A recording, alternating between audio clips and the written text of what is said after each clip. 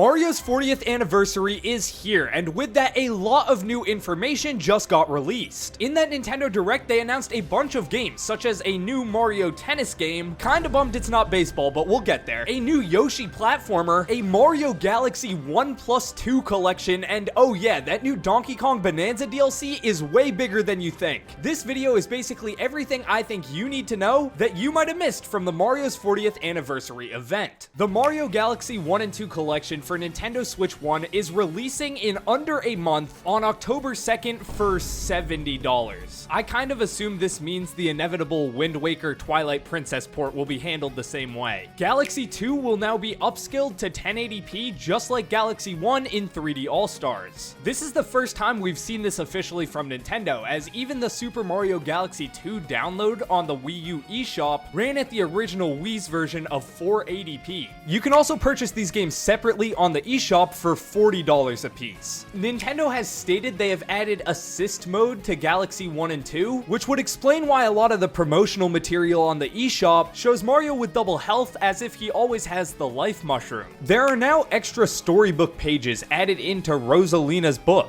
I like this as it kind of just increases the mystique of one of Galaxy's most memorable moments. Like, why are they coming back to this book? They got more to say? There is also new music in the game, and while there could be other pieces, maybe a new credits theme, it's likely all the songs are just for the new book content. In fact, we actually hear one during the Direct, I believe. I don't think this has been heard before.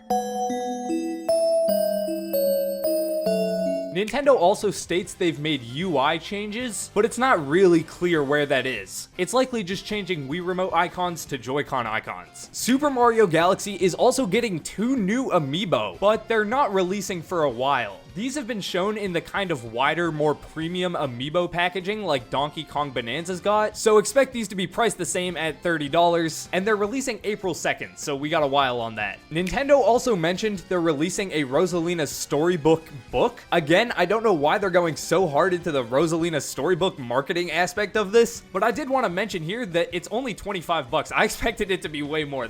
I don't think that's a bad deal. It's like hardcover and everything. That seems decent. That book is releasing on November 25th, so it's way before the amiibos. You can get that for like the holidays this year. I think that'll sell pretty well. This is also just a weird fact I put in. The book is rated E on the My Nintendo website for mild cartoon violence. I don't know if that's like, can books be rated by the ESRB? Is that how that works? I don't know, man. I thought that was funny. Continuing the Galaxy train, but switching gears to a movie, Mario Galaxy is also getting a movie. There were no new cast announcements, which was kind of weird, but it seems like a great premise for the movie. This teaser marked the first time we've seen Illumination's take on Monty Mole, as the entire teaser kind of started off with a Super Mario World fake-out, playing music from the same game. In the returning cast announcement, we did not get mention of any Donkey Kong characters. Seth Rogen's Donkey Kong and Fred Armisen's Cranky Kong were notably backseated here, meaning they're potentially backseated for this movie. They really don't have a presence in the Galaxy side of things, and there have also been rumors of Donkey Kong getting his own spin-off, which would make sense because we just got Bonanza. Like, they're clearly trying to push Donkey Kong big here. Gotta shout out Mac's video coming out tomorrow on this very channel, all about the Mario movie, so subscribe if you want to see that. It'll be a banger.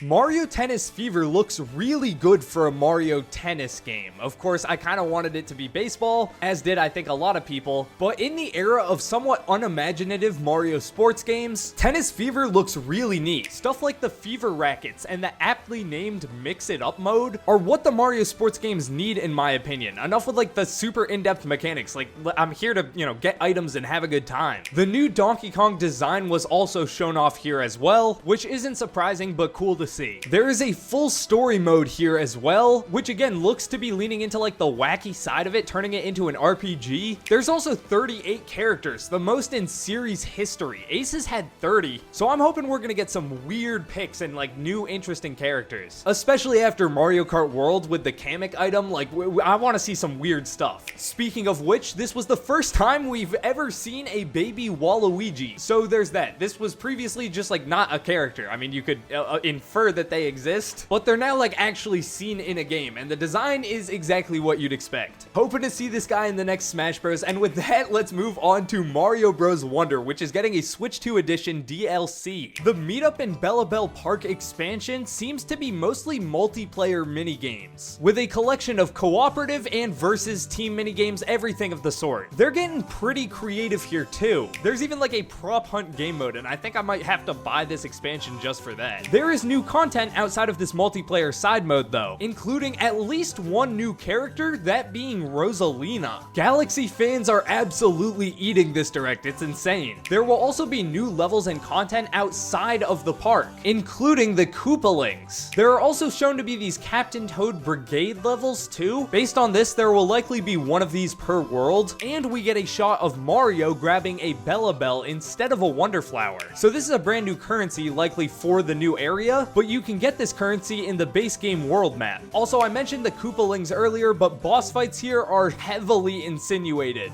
They also seemingly take place on previous levels. As you can see, this clip looks like the singing piranha plant level. Speaking of Mario Wonder, the talking flower, obviously introduced in this game, has been having a bit of a comeback. It was in the Mario Party Jamboree TV expansion. It was just shown off to be in Mario Tennis Fever, and now coinciding with the Wonder expansion, it's getting a talking flower that you can like actually buy. This thing releases in 2026. There is text here saying it's not interactive. That probably just means it has no microphone, but it'll definitely talk to you with pre-recorded voice lines when you hit this button here. Yoshi and the Mysterious Book is a brand new Yoshi game releasing this spring 2026. First thing you notice about this game is its great art style, moving from like the craft to the book aesthetic. Looking at Mr. E, the book who seems to be like the level select, it appears that at least this level has 5 additional objectives. In my opinion, that's not a great sign. Yoshi's Crafted World, which is a game I don't like a lot, did a similar thing where you went back into its levels many times throughout. And in my opinion, its levels weren't good enough and they didn't change enough from objective to objective to make that decision worth it. The game felt repetitive and boring. I'm obviously hoping that's not the case here, and we'll likely get more information soon, such as a trailer in like a January-February direct.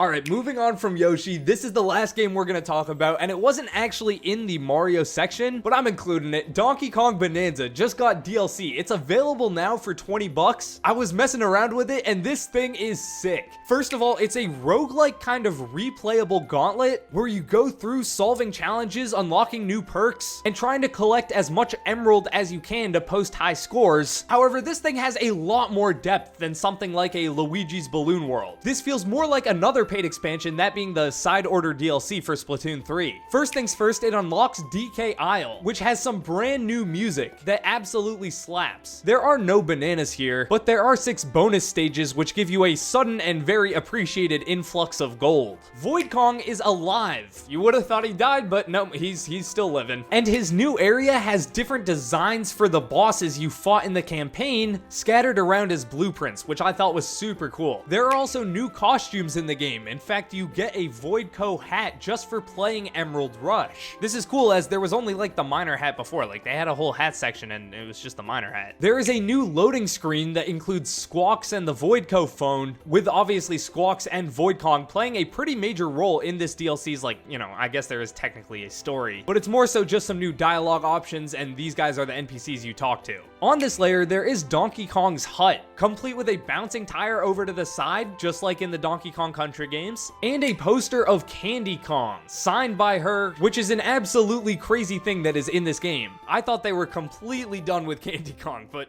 even she's being brought back. There's an island, or rather a pair of islands on the map, shaped after the Donkey Konga bongos. And in Emerald Rush, if you go onto them, you get emeralds, which is obviously helpful. Now, how does Emerald Rush work? Let's get into it. There's 6 different rounds in Emerald Rush. In each round's allotted time frame, you have to get enough emeralds to meet Void Kong's quota. That is extremely easy. You're probably not going to struggle to meet the quota, but you obviously get ranked at the end for how well you do, so it's really more of a high score chasing game than anything. In Emerald Rush, your goal is obviously to get as many emeralds as possible. However, it's more in-depth than that. You collect bananas, which will give you new skills, and you can grab fossils that'll help you get new perks. You also can pay Banandium chips for the perks, and there are a total of 104 of these new emerald perks, which you can look at in this menu. Most of them are obviously actually unlocked. The game just came out today. I am going to be grinding this though, because there are some cool rewards. There is a new reward system, which looks kind of similar to like a battle pass, where it's just, you know, you get X amount of points and then you get a reward. There are 21 unlockables consisting of discs, emerald perks, and new layer unlocks. Yes, that's right. You can play Emerald Rush on 6 different layers, so there's a decent amount of replayability. For our 50th and final thing you might have missed, so one of the rewards you can get in Emerald Rush are these statues that you pay Bananium chips to Squawks to get. They then just spawn all around Donkey Kong Isle, and it's just something fun to do in that area of the map. They're really destructive if you punch them, but more importantly, you can pick them up and then turf surf, which is absolutely cursed because Donkey Kong is just hovering above the entire thing. It looks hilarious, and I just wanted to show you this because it's funny. All right, guys, thank y'all for watching. So much more coverage about the Direct soon. I want to talk about Metroid Prime so bad. That trailer looked so sick. I'll catch y'all in the next one. Subscribe for Mac's video tomorrow about the Mario movie. It goes way more in depth than we did here, so, you know, I think it'll be pretty good. Appreciate it, guys. Thank y'all for watching.